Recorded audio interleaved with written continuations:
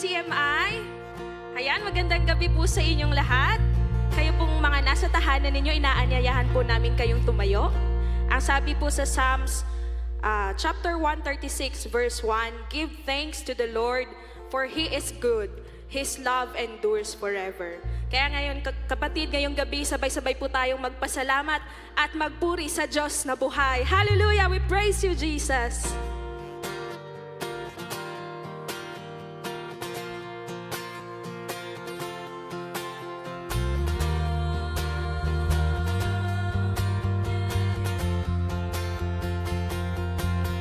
Come on! Hallelujah, Jesus!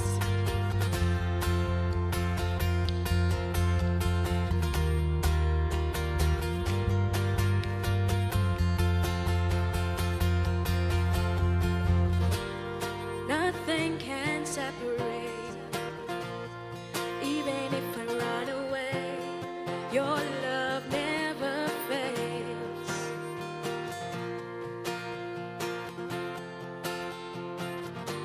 I know I still make mistakes, but you have your mercies for me every day. 'Cause your love never fails. You say, Lord, you stay the same through the ages, and your love never changes. There may be pain in the night, but joy comes in the morning. And when the oceans rage, I don't have to be afraid, because I know that you love me. Your love never fails. Let's sing. The wind is strong and the water's deep. I'm not alone here in this open seas, 'cause your love never fails. The chasm is far too wide. The chasm is far too wide. I never thought I'd reach the other side, 'cause your love never fails. You stay, Lord, you stay the same through the ages, and your love never changes. There may be pain in the night, but joy comes in the morning. And when the oceans rage, I don't have to be afraid, because I know that you love me. Your love never fails. Oh,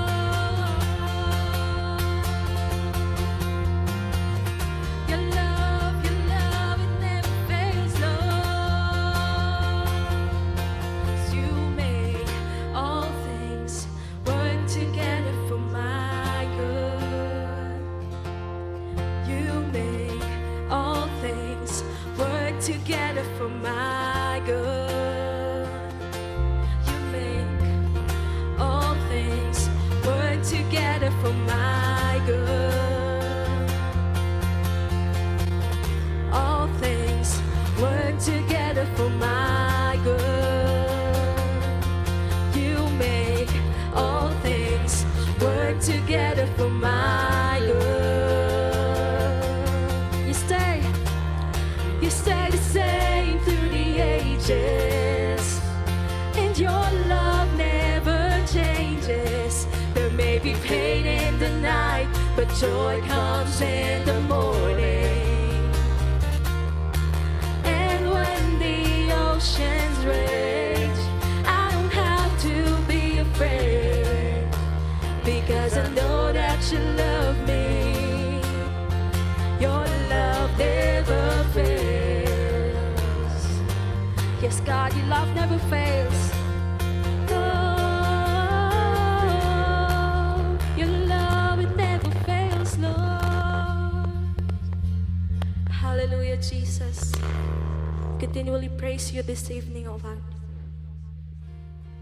We praise your name, we praise your name.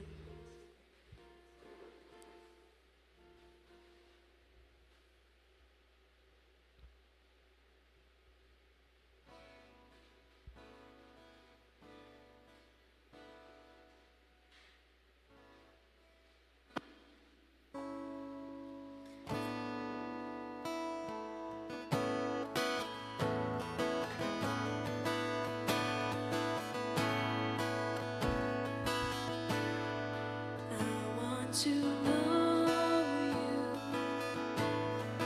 I want to hear your voice. I want to feel you more than before. I want to touch you. I want to see your face. I want you, Jesus, more than before. More of you, Jesus, I want more. More of you, my Lord. Take me deeper than I've been before. Take me further, God, I long for more. Take me higher than I've been before. 'Cause Jesus, I want more. Jesus, I need more.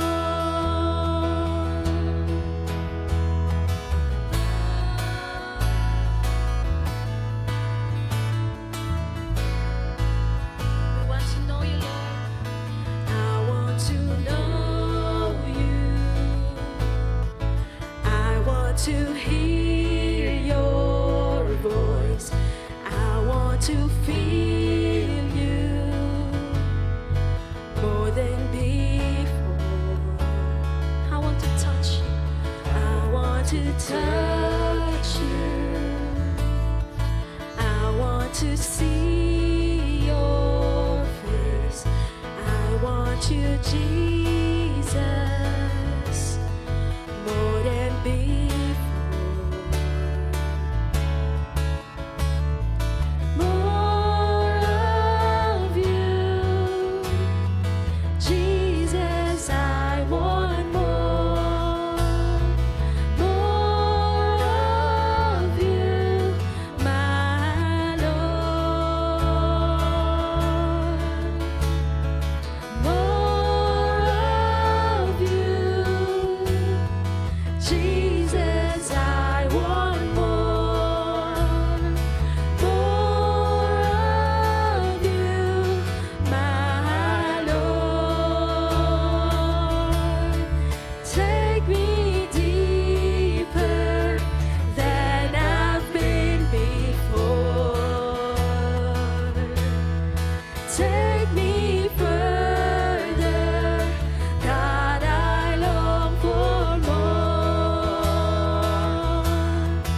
Take me higher than I've been before. Jesus, I want more. Jesus, I need more.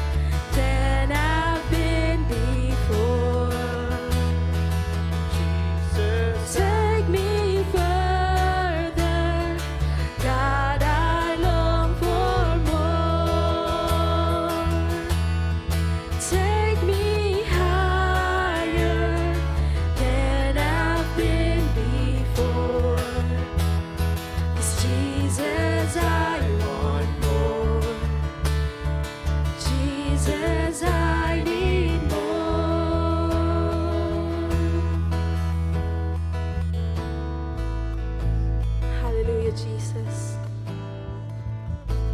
We need more of you. Lord God, keep us in your love. Protect us from the works of the enemies, Lord Jesus. May we be deeper, Lord God, in our relationship with you.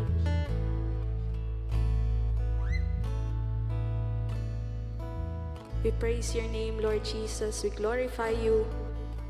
Sa iyo ang lahat ng papuri. Hallelujah. We ask this in Jesus' name. Amen and amen. Praise your name, Jesus.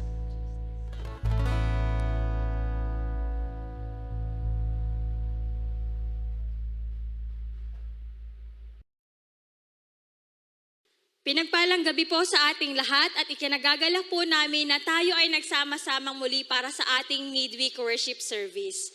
At patuloy po nating buksan ang ating puso't isipan para sa salita ng Panginoon.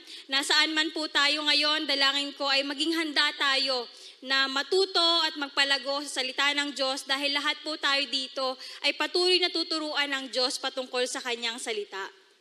And as we end the year with the series Intensified Life, di ba po, napakaganda at talagang napakarami nating natututunan. At we could say na talagang timing itong series natin that as we end 2023, alam ko napakadaming ginawa ng Panginoon sa buhay natin which we can testify about. And ito yung panahon na kumbaga nga nung anniversary natin, I remember having this series of Intensified Life, ay masasabi natin for 2024 and the year onwards, meron pa tayong itotodo para sa Diyos. Amen po ba? We are called into an intensified life because we as Christians, we are expected by God to continuously grow in our faith, in our life, in our character, in many aspects ng ating mga buhay. Kaya naman po pag-uusapan natin ang isang panibagong topic and it was entitled, Believe God, Not the Deceiver. Believe God, not the deceiver. So bakit po natin ito pag-uusapan? Anong connect nito sa series natin na Intensified Life? Sabi po sa big idea ng topic na ito, as believers, sometimes we don't want to believe the truth. Tama po ba? Sino po dito guilty ka na minsan ayaw mong paniwalaan yung katotohanan na sinasabi sa iyo ng Panginoon? When life and scripture collide, which one do you believe and trust? Kapag dumating na tayo sa punto ng buhay natin na meron tayong pinagdadaan ng problema or pagsubok, meron ng iba't ibang mga pananaw tayong naririnig, meron ng iba't ibang opinion o mga bagay, information na nai-encounter. Sometimes we come into the point of our lives na nagiging crossroad tayo, no? Nasa crossroad tayo ng buhay natin. Ano ba yung paniniwalaan ko? Ano ba yung pananampalatayanan ko? And here's a warning for all of us that the deceiver wants us to believe the lie. He wants to deviate our attention. He wants to lead us astray. Will you believe God or the deceiver? The scripture tells us that without faith, it is impossible to please God. But our nature is to move toward unbelief. Yan po yung isang masakit na katotohanan na minsan kahit na tayo ay mga Kristiyano na, ay naliliko pa rin tayo ng landas, naliliko pa rin yung ating mga paniniwala, lalo na pagdating sa katotohanan at sa kamalian. Never forget that your adversary is the father of lies. He wants to destroy you, so he works to make us doubt the promises of God and accuse the brethren or accuse ourselves. So yan po yung pag-uusapan natin ngayong gabi. God will continue to open our eyes and teach us to truly believe Him, His word, the truth, and not the deceiver and his deceptions or lies. Are you ready? Please read with me if your Bible is with you. Basahin po natin from John chapter 8, verses 42 to 47. Yan. So verse 42, Jesus said to them, "If God were your Father, you would love me, for I have come here from God. I have not come on my own, God sent me. Why is my language not clear to you? Because you are unable to hear what I say. You belong to your father, the devil, and you want to carry out your father's desires. He was a murderer from the beginning, not holding to the truth, for there is no truth in him. When he lies, he speaks his native language, for he is a liar and the father of lies. Yet because I tell the truth, you do not believe me.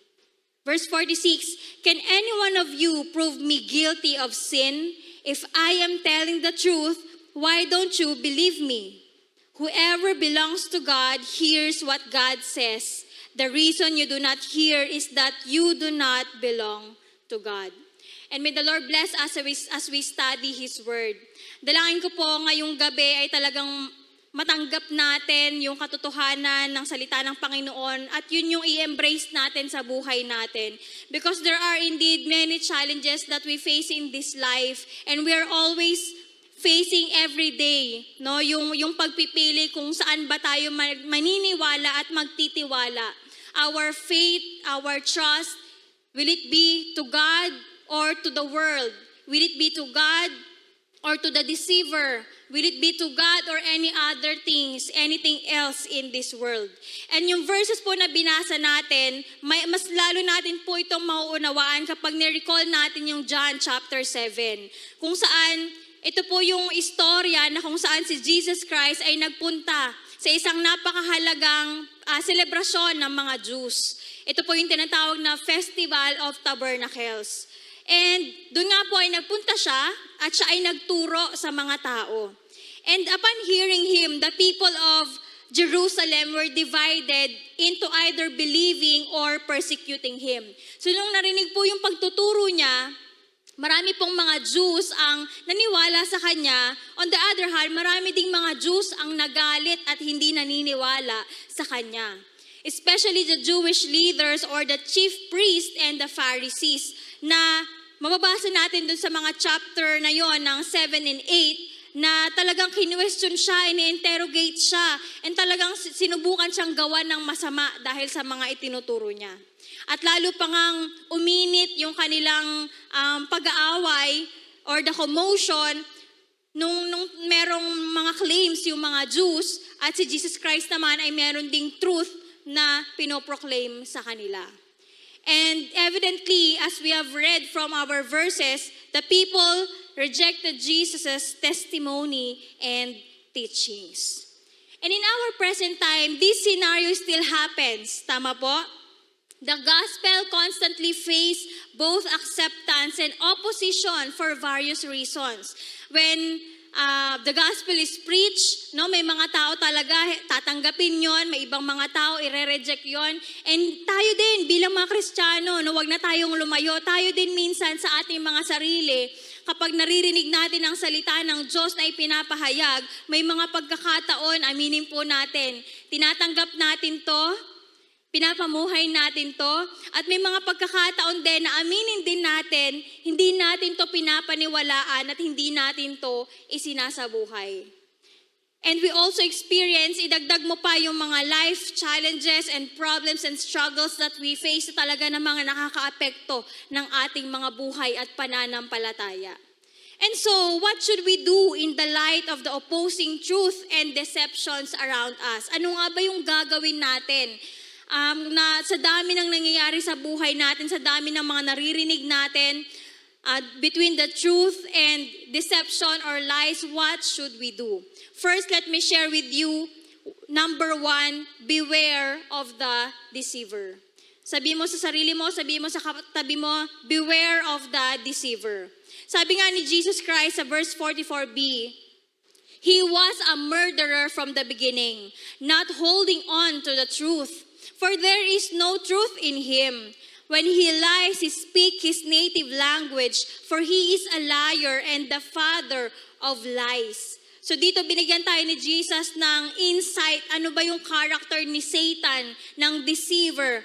And lie is the core of his character. And the deceiver is the most dangerous of all.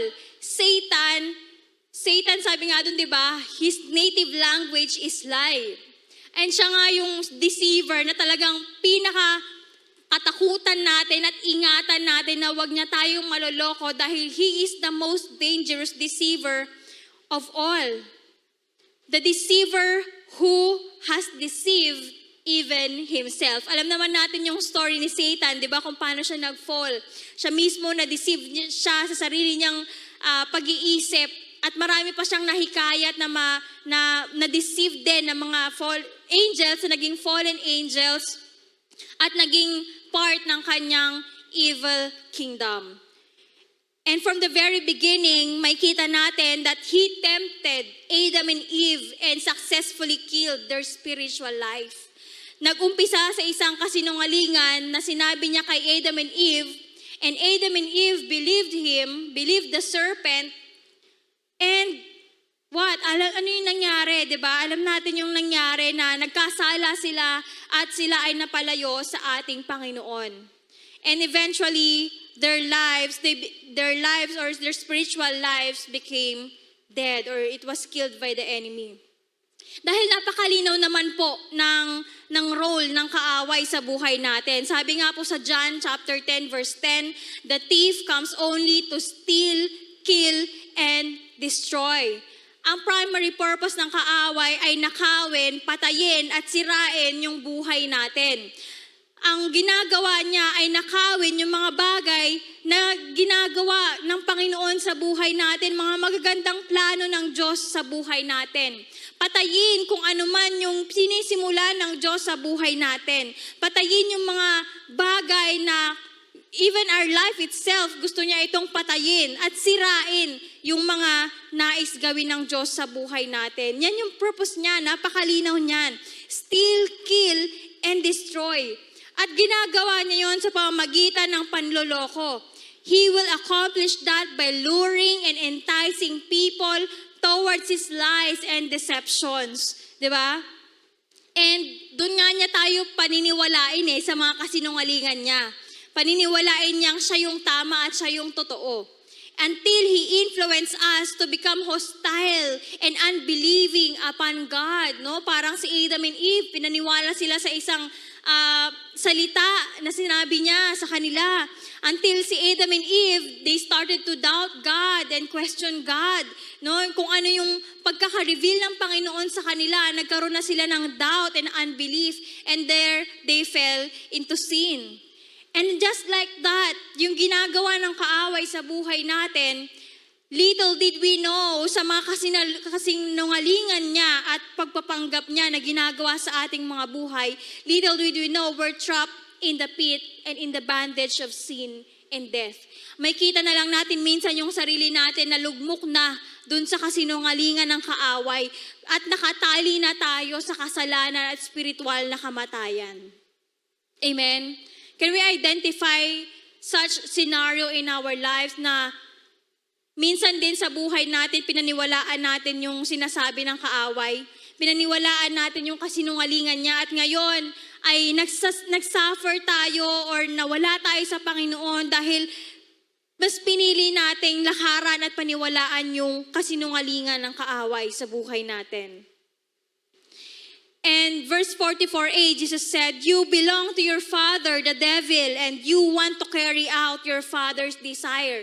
And he was referring to the Jewish leaders na patuloy na kine-question siya, in-interrogate siya, kinakalaban siya, at pinagtatangkaan siyang gawa ng masama. He tell them that they belong to their father, and their father is the devil. And the devil, sabi nga dun, di ba, kung ang tatay nila ay ang devil, the devil is the father of lies and a murderer. Diba? And sabi doon, because the devil is your father, you want to carry out your father's desire.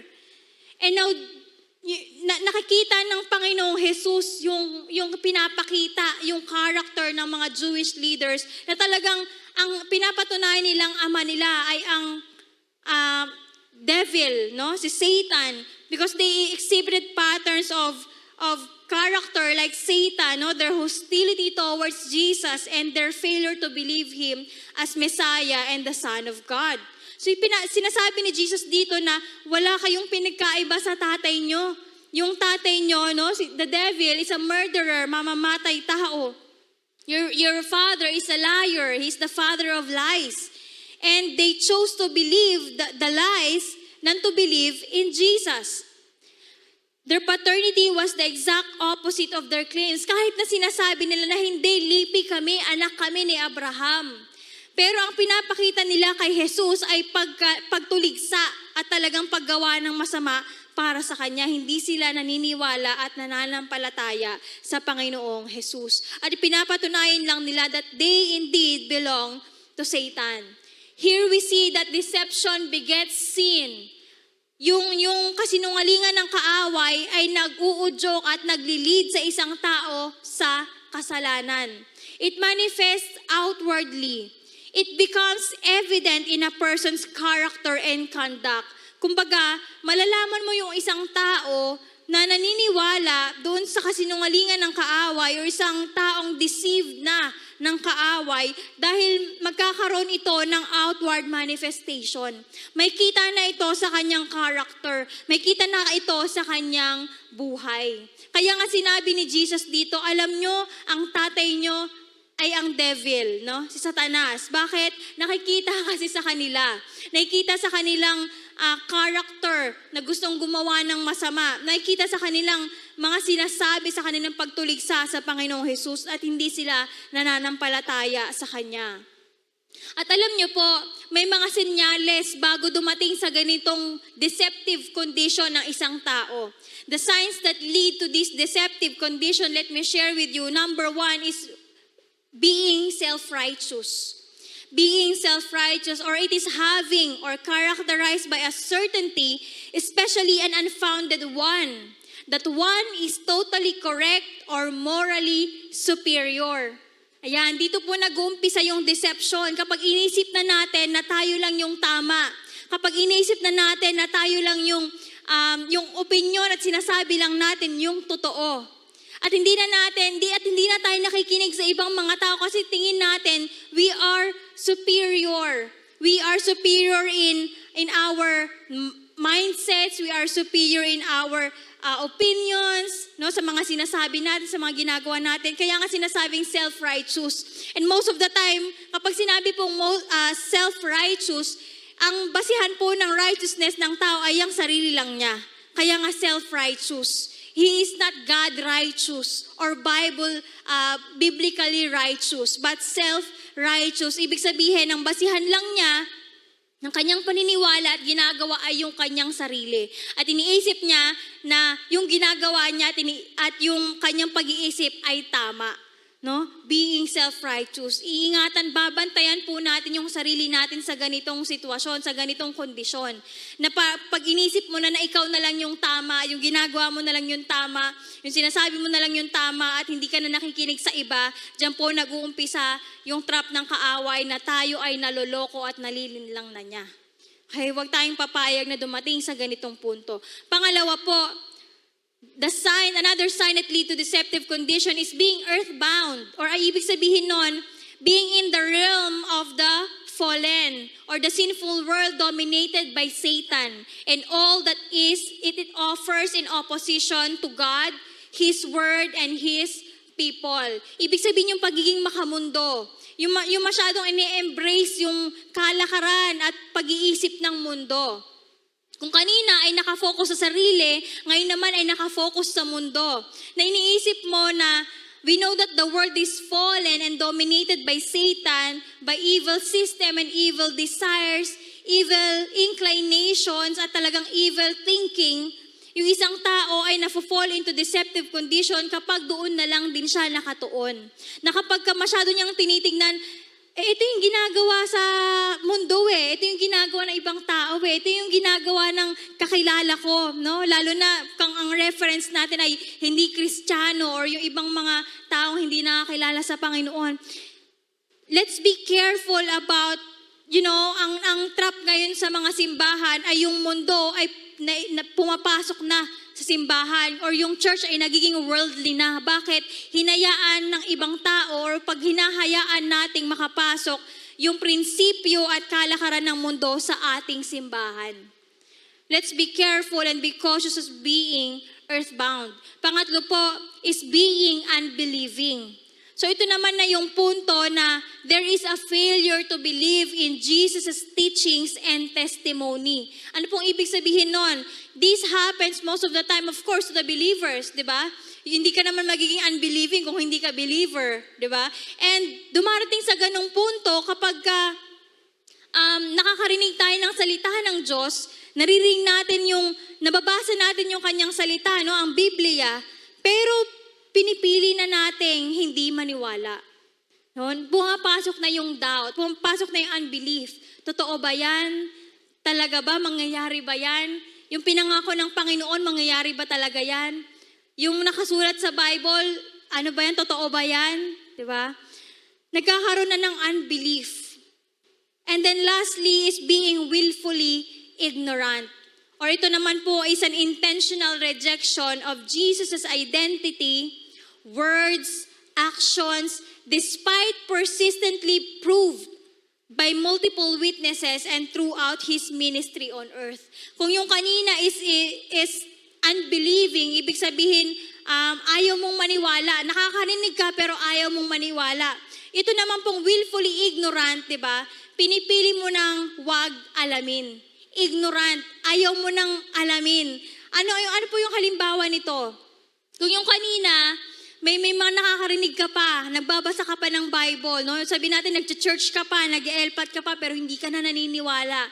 Ito namang willfully ignorant, talagang kinlose mo na yung sarili mo sa pagtanggap mo sa Panginoong Jesus, sa Diyos, sa salita niya at sa mga ginawa niya. Ano yung willfully ignorant or intentional rejection? Ibig sabihin nito, ayaw mo na talagang makinig, ayaw mo na talagang alamin. Ibig sabihin, dumarating sa punto na ayaw na ng isang taong pumunta ng simbahan, ayaw na niyang makinig sa mga preaching, sa salita ng Diyos, ayaw na niyang magbasa ng Bible, ayaw niya nang mapakinggan anumang bagay na patungkol sa Diyos. Willfully ignorant. Kahit, di ba nakakita tayo ng mga ganitong klaseng tao na kapag siniran mo ng gospel, talagang, hindi, ayoko niyan. Sabihin mo na sa akin lahat ng bagay pero wag ang Bible, wag ang Diyos, di ba? Pag-usapan na natin lahat ng bagay pero wag yan, di ba? Willfully ignorant, there is an intentional rejection. Nag-close na ng door para sa Panginoon.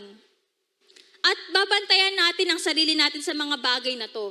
Dahil alam niyo po, ang isang tao, bago siya dumating sa punto na nalinlang na siya ng kaaway, hindi po to isang bagay na biglaan lang nangyayari na paggising mo sa umaga, bigla ka na lang nag-fall into sin. Or paggising mo sa umaga, bigla ka na lang tumalikod na sa Panginoon na kumbaga, wala lang, pagkagising mo lang, ayoko na palang maging Christian, ayoko na palang mag-serve kay Lord, ayoko na palang magkaroon ng faith kay God. No, it doesn't happen just in an instant.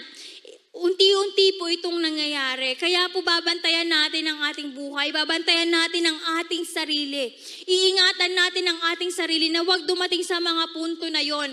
Dahil ngayon na natututunan natin na dito pala nag-uumpisa yung deceptive condition na isang tao na malilin lang siya hanggang sa dumating na punto na tatalikod na siya sa Panginoon at hindi na siya mabubuhay para sa Diyos. And so let's beware of the deceiver. Ingatan natin yung sarili natin. Magbantay tayo. Let's always guard ourselves from his schemes and tactics of deception. Bantayan natin yung sarili natin na hindi tayo maimpluwensyahan ng kaaway at hindi niya tayo malinlang sa anumang pamamaraan niya. And let's always evaluate our justifications and reasoning. Minsan doon nga din po yun nag-uumpisa. When we try to justify our thoughts, our actions, to reason out our thoughts and actions, na alam naman natin, malinaw na malinaw, na napapakinggan natin sa salita ng Diyos at nababasa natin sa Kanyang salita. Yung isang prinsipyo, yung isang katotohanan, pero gina-justify pa rin natin at nagre-reason out pa rin tayo. Let's take away those justifications, reasonings, or excuses na most probably talagang gagamitin ito ng kaaway para ma-deceive tayo. I remember there's this one question nung isang service sa youth, no? Sabi nung speaker, paano mo masasabing tama na yung isang mali, di ba? Sabi niya, paano mo masasabing tama na yung isang mali? At napakang question. Ang sagot doon, sabi niya, kapag pinaniwalaan mong tama yung mali. Di ba? Paano mo masasabing tama na yung mali? Bakit dumarating sa isang punto yung isang tao ay tatanggapin niyang tama yung isang mali? Dahil inisip niyang tama yung mali. Di ba? Well, we as Christians, we know that the Bible is clear. It is clear-cut, black and white, napakaliwanag ng prinsipyo ng Panginoon na binibigay sa atin. And we should stand only on the two sides of things. Either tama ito or either mali ito. Wala dapat dun sa gitna na parang almost tama or medyo mali. Di ba? Yun po yung iingatan natin. You know, even in our study of different religion and cults, nakita namin ano yung common denominator ng mga kulto. Bakit sila naging kulto? Ano yung naging mali sa pananampalataya, sa paniniwala nila? Ano yung naging mali sa tinuturo nila, sa interpretation nila ng Bible? And it's just so assuring na talagang maintindihan natin that the faith that we have as Christians, it is something that is true and legit. Na alam mo na even in our church that the word is being preached soundly and correctly by the people at talagang yun ang patuloy nating gawin sa ating simbahan, sa ating mga sarili. We should not be complacent. We should never be complacent na kumbaga parang okay lang ako, hindi ako magpapalago sa Panginoon, okay lang, magsisimba lang ako, hindi ako magsiserve. Kumbaga, yung pagiging complacent na wala kang ginagawang effort para lumago ka sa Panginoon, para mag-grow ka sa faith mo. You know, kapag dumating ka sa ganong punto, talagang mag-seek ka na kay Lord kasi posibleng nagiging way na yan ng deception, ng kaaway sa buhay natin. We should not be complacent, but be watchful and prayerful at all times. Amen? Patuloy tayong magbantay sa ating mga sarili. Patuloy natin din tayong magpaalalahanan sa bawat isa. Magpalakasan, magbantayan. Kumbaga, let's correct each other. Let's journey each other in our faith. At talagang patuloy nating ipanalangin yung ating sarili at ang bawat isa. So number 1, let's beware of the deceiver. And number 2 is believe in the truth, no? If you will be aware or beware of the deceiver, of course, meron kang gagawin din na isa pang bagay. And that is to believe in the truth.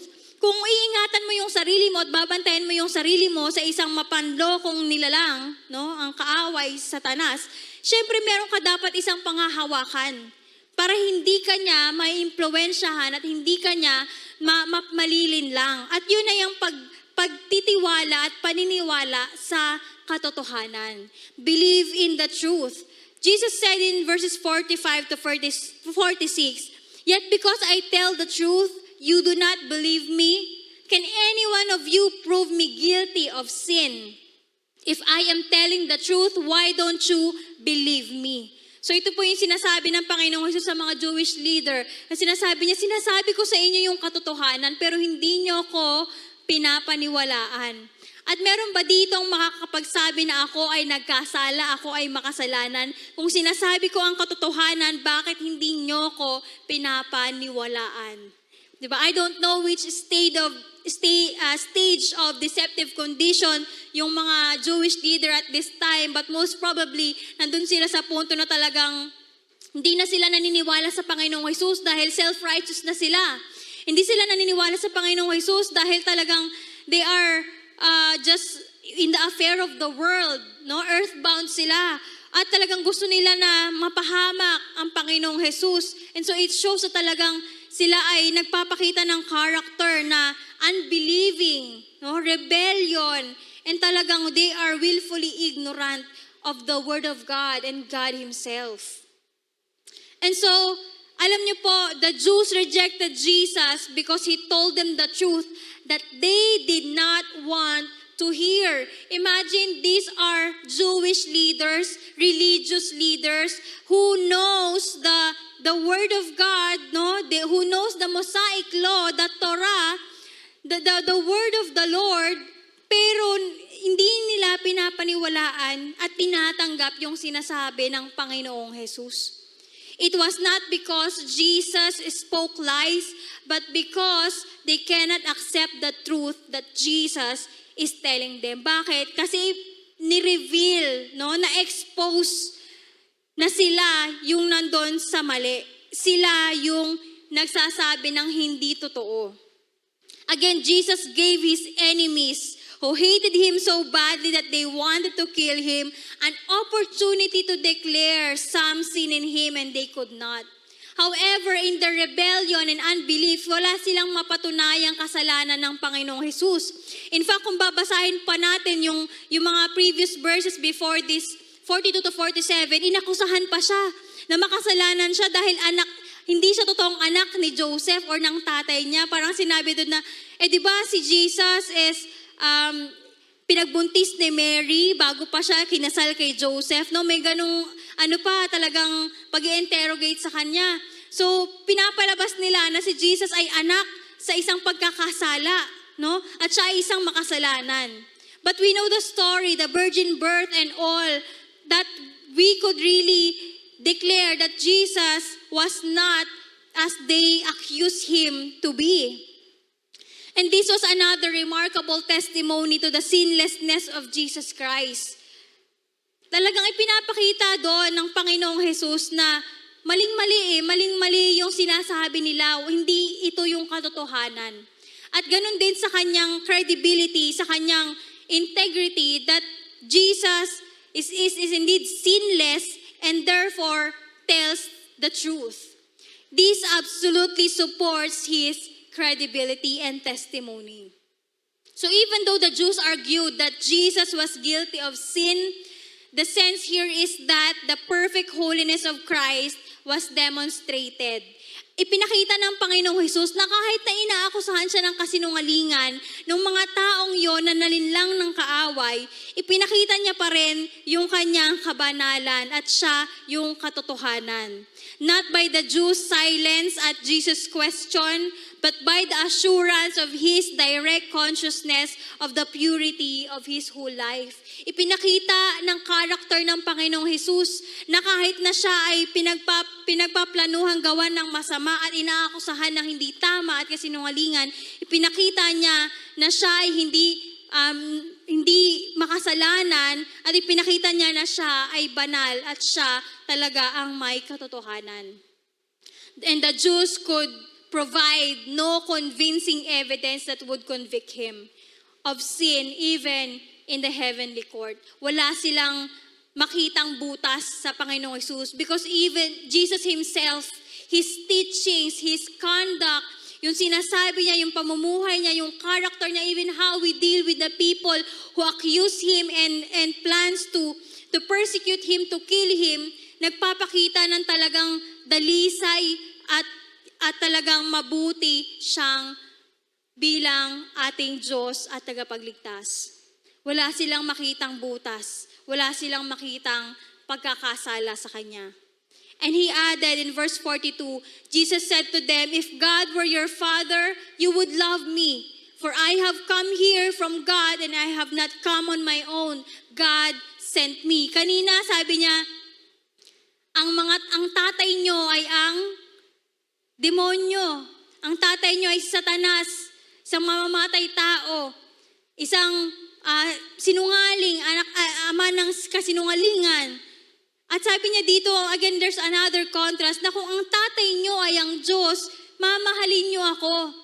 Kumbaga sinasabi niya, kung ang tatay nyo ay ang Diyos at hindi si Satanas, mamahalin nyo ako at hindi nyo ako gagawan ng masama at paparatangan ng kasinungalingan. Jesus pressed home the point of spiritual parentage, which was evident by their actions. Diba? Sabi nga doon, sino yung tatay nila? Sabi kanina ni Jesus, it was the devil. Because they show the character of the devil, liar, murderer, and talagang sinful actions. But those who belong to God, those children of God, will believe and love His Son, Jesus Christ. So ipinakita ng Panginoon, ito yung pinagkaiba ng anak ni Satanas at anak ng Diyos. This verse stressed the explicit criterion verifying the claim to be a child of God dahil sinasabi nga nila, hindi, anak kami ni Abraham, lipi kami, lahi kami ni Abraham. But no, in a nutshell, sinasabi ng Panginoong Hesus sa kanila, hindi yung ginagawa nyo, yung sinasabi nyo, hindi nagpapakita na kayo ay anak ng Diyos, kundi pinapakita na kayo ay anak ng devil, ni Satan. Because if God is your Father, you will love me, you will believe me. Since God is love, sinasabi po sa verse na ito, that since God is love, His true children will also demonstrate His nature. If God is love, God is a loving God, His children will also be loving, will demonstrate that nature of love. At napaka-evident din po ng character ng Panginoon sa mga totoong anak niya. Verse 47, He said, whoever belongs to God hears what God says. The reason you do not hear is that you do not belong to God. Another thing that proves the two children of God is that they hear what God says. They hear what God says. Kaya po ang second point natin is believe in the truth because children of God will hear what God says. True children of God will believe in the truth. Dahil ang kanilang ama ay ang Diyos at ang sinasabi ng Diyos ay ang katotohanan at ang paniniwalaan nila at ang ipamumuhay nila ay ang katotohanan. These verses are also pivotal passage in understanding genuine salvation and true discipleship. Dito po nagpapakita na talagang yung isang tao na totoong may kaligtasan at talagang lumalakad no sa pananampalataya, being involved in true discipleship. That genuine children of God believe in Jesus and His Word. Na yung isang taong talagang may kaligtasan at anak ng Diyos na sumusunod sa Kanya ay mananampalataya at maniniwala kay Jesus at sa Kanyang mga salita. They are characterized by firm and growing faith. Let me again repeat that, no? They are characterized by firm and growing faith that expresses itself in full commitment to the truth in Jesus Christ and in the Bible. Yung totoong anak ng Diyos ay kakikitaan ng isang lumalago at matibay na pananampalataya na nakabase sa pagsunod niya sa katotohanan ng Panginoon at ng Kanyang salita. So hindi tulad po ng mga nabanggit natin kanina na ang basihan ay ang sarili, na ang basihan ay ang mundo, na merong rejection or ignorance towards God. But children of God will continue to be firm and growing in their faith because they live and believe according to the truth of God and His Word. I hope that is very clear to us, no? Dahil alam niyo po, if we really desire growing faith, stronger faith, talagang ang maglilid po sa atin ito ay yung paniniwala natin sa katotohanan. The first step towards true and growing faith is first, believe in Jesus Christ as Messiah and Son of God. Nung sinabi ng Panginoong Jesus sa John 14:6, Jesus said, I am the way, the truth, and the life. No one comes to the Father except through me. Sinabi dito napakalinaw na ang Panginoong Jesus ang daan. He is the way. There is no other way towards to our Father. There is no other way to salvation but Jesus alone. There is no other way. And there is no other truth. The truth is Jesus. And there is no other truth other than Jesus Christ. Right? And there is no real and eternal life apart from Jesus Christ. Napakalinaw po niyan. He is the way, He is the truth, He is the life. Kaya nga po, as we believe in the truth, alam natin that the credibility of Jesus Christ as the Son of God and our Savior, talagang meron doong nagbibigay sa atin ng confidence that as we believe in His Word, talagang makakaasa tayo na yung sinabi niya ay totoo at talagang mangyayari sa mga buhay natin. When the enemy's purpose is to steal, kill, and destroy, Jesus' purpose is to lead us to the Father as the way, to lead us, to set us free, to let us know the truth, and to give us the life that He wants for us. Sabi nga niya doon, di ba, sa John 10:10, verse B, I came that they may have life and have it to the full.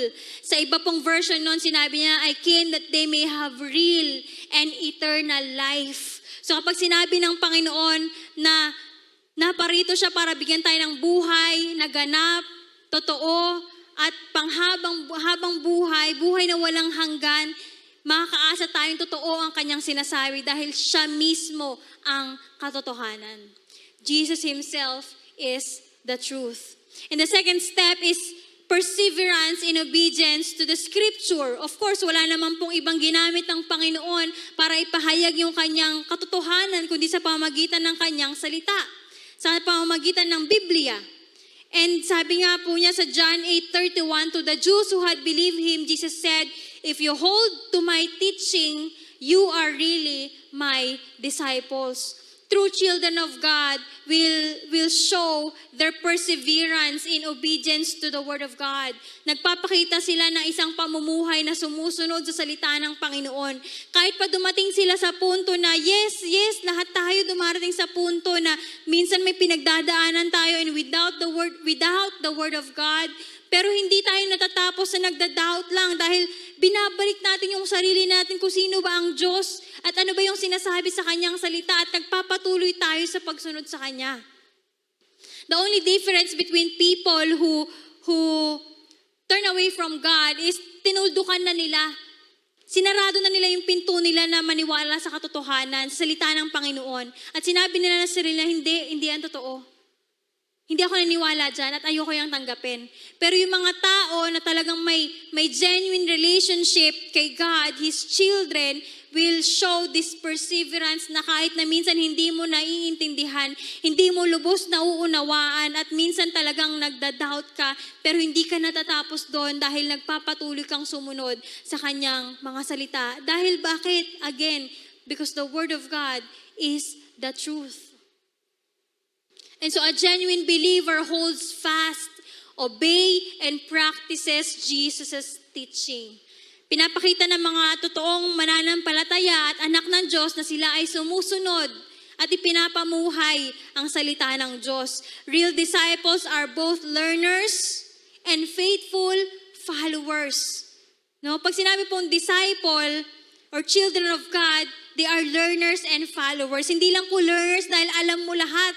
No? It doesn't matter if you know everything about the Bible, pero kung hindi mo naman to sinusunod, useless din to. And talagang learning and following goes hand in hand sa mga buhay natin. We learn and then we follow. We practice it in our lives. A genuinely saved and obedient follower of the Lord Jesus Christ will know divine truth and both freedom from sin. Nakita nila yung buhay nila na sumusunod sa Panginoon at hindi na namumuhay ayon sa kasalanan dahil napapalaya sila ng katotohanan ng Diyos. And this divine truth comes not merely by intellectual assent. Ano pong ibig sabihin nun? Na para bang naniniwala ka kasi gusto mo lang maniwala, no? Naniniwala ka kasi sinabi lang na iba na maniwala ka. But divine truth comes not merely by intellectual assent but by proven credibility of God. Naniniwala ka at nananampalataya ka dahil napatunayan yung bagay na yan. Dahil napatunayan yung credibility ng salita ng Diyos at ng Diyos mismo. Kaya nga po ang pananampalataya natin ay hindi lang itong isang passive action or thing. To believe God is not just a passive action because it means, according to its original Greek word, believe or pistueo means to be persuaded. to place confidence, to trust, to entrust, commit to. Ibig sabihin, when we encounter the truth, when we encounter the message, the gospel, the word of God, kung dati ay wala tayong idea, no, sa salita ng Panginoon, pero dahil may nagbahagi sa atin, ngayon napapersuade tayo, nahihikayat tayo sa salita ng Panginoon. No? Hanggang sa natututunan nating magtiwala dito. Hindi ka na lang naniniwala, kundi nagtitiwala ka na. You put your confidence in the Word of God. Hindi ka lang naniniwala na, oo, totoo, Word of God to. Second step is nagtitiwala ka na kung ano yung sinabi ng Panginoon ay gagawin niya at mangyayari, at kung ano yung sinabi niya ay talagang pangahawakan mo sa buhay mo. There is trust. You entrust your life. You commit yourself, your life to God, to His Word. And that's the meaning of believe. You are being persuaded. You place your confidence, your trust, your commitment to a thing or person, to a moral or religious reference, to a fact or event. And sa ating mga Kristiyano, ang basehan po ng ating pananampalataya at paniniwala ay ang Panginoon at ang Kanyang salita. Kaya nga po ang to believe is not just a passive thing, because you know our faith is an intellectual kind of faith. Ano po yun? Pag sinabing intellectual kind of faith, hindi ka lang basta naniwala dahil sinabi ng iba na maniwala ka. Or dahil kinonvince mo lang yung sarili mo na, maniniwala ako. Kundi talagang yung pananampalataya natin, yung basihan ng pananampalataya natin ay napatunayan. Merong historical, archaeological basis, scientific basis in all other truth, talagang nagsusuporta sa credibility ng salita ng Diyos at ng Diyos mismo. It is an intellectual faith that root itself from the truth. So yun po yung kaibahan ng ibang mga kulto or ibang mga tao na meron lang kasama lang sa isang pananampalataya o relihiyon, na minsan maraming mga tao naloloko sila dahil nainganyo lang sila ng ibang tao, or parang naniwala lang sila basta-basta pero hindi sila nag-imbestiga, hindi sila nag-aral at walang basihan yung pananampalataya nila. But we have this basis for our faith. Kaya nga tinatawag po itong intellectual faith. And as we desire sa buhay natin na talaga magkaroon tayo ng intensified life, growing and a stronger faith and relationship with God, talagang isipin natin tong mga bagay na to. As we talk about believe God and not the deceiver, talagang sabi nga natin kanina, beware of the deceiver and believe in the truth. As we pray, desire, and aim for an intensified life on the years onward, let's beware of the deceiver who may attack us anytime and in many ways. Bantayan natin yung sarili natin na huwag tayong malinlang ng kaaway at hindi siya magkaroon ng pagkakataon at nakihin tayo sa anumang pamamaraan. Let go of the excuses and justifications that may also deceive us ourselves. Rather, believe in God and uphold the truth. Amen. Maniwala at manampalataya tayo sa Panginoon at sa Kanyang katotohanan. And I hope we learned something tonight from the Word of God. Let's close in prayer. Panginoon, maraming salamat po sa iyong salita na ibinigay mo sa amin ngayong gabi. Tunay nga, patuloy namin itong paniniwalaan at pananampalatayanan dahil alam namin ito yung katotohanan na kailangan namin sa aming mga buhay. Lord, tulungan mo kaming ma-overcome, Panginoon, yung mga struggles, yung mga challenges namin, even temptations, even the works of the enemy sa buhay namin, na ingatan namin yung sarili namin mula sa pagkakalinlang at pagkilos ng kaaway sa aming mga buhay. We pray, Lord, that we will always desire to seek your word, to uphold your word, the truth, and guard it sa aming mga buhay. At ito yung patuloy naming lalakaran at ipapamuhay. Because, Lord, hindi namin kakayanin, Panginoon, na masira, manakaw at mawasak, Panginoon, yung buhay at plano na nais mo para sa amin, O God. Di namin alam kung saan kami pupunta, saan kami pupulutin kapag hinayaan namin ang kaaway ang kumilos sa buhay namin. But we pray, Lord, be the one to continue to guide us. Lord God, let your word be the authority, the only authority in our lives. At patuloy kaming magpalalim sa iyong salita, Panginoon. Nang sa gayon, ito yung magbantay, mag-guard sa aming mga puso't isipan. Ito yung magdadirect ng aming pamumuhay sa araw-araw, Panginoon. And as we desire that growing and stronger faith and relationship with you, this kind of intensified life and faith, Panginoon, we believe, Panginoon, marami ka pang gagawin sa buhay namin.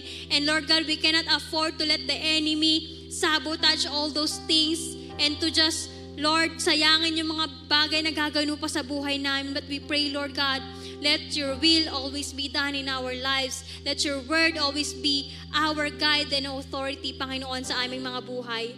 Lord, let your word that is continuously preached, naririnig namin, nababasa namin, be implanted in our hearts and our minds, O God, at patuloy itong mag-grow sa aming mga buhay at maipamuhay namin, Panginoon. Maraming salamat po sa iyong kabutihan, O God, and I pray that you would continue to bless and protect each and every one of us at patuloy nga patuloy mo kaming palaguin sa aming pananampalataya at pag-ibig sa iyo, Panginoon. Maraming salamat po sa pangalan ni Jesus. Amen and Amen. Praise God. And I pray na patuloy po tayong pagpalain ng salita ng Diyos. We continue to encourage you to support the ministry of the Lord through Radiance of Christ Ministries International by giving our tithes and offering faithfully and cheerfully to God. At alam naman natin na patuloy pang maraming tao ang makilala sa Panginoon. And I pray na patuloy tayong pagpalain at ingatan ng Diyos. And as we continue to gather together online and on-site, patuloy po tayong magkita-kita in our Saturday, Wednesday, and Sunday worship services at patuloy tayong magpalakasan sa presensya ng ating Panginoon. Amen? And Radiance family, let's continue to shine where you are.